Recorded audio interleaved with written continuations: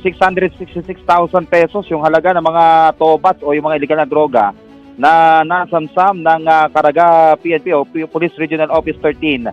Abang 30 individual naman ang kanila na aresto sa isang linggong operasyon. Ito ay mula Abril 19 hanggang 25.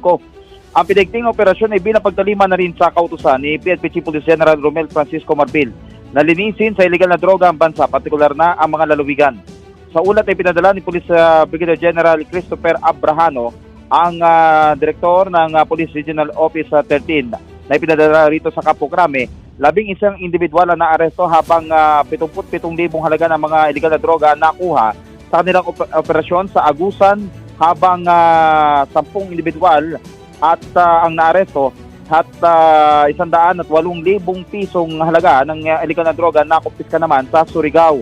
5 individual ang natimbog habang 242,000 piso naman halaga ng mga illegal na droga nakuha sa Butuan City.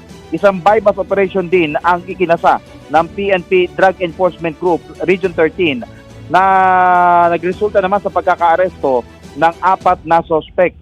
Nakuha rito ang 35 gramo ng inilalang shabu na may halaga na 238,000 piso.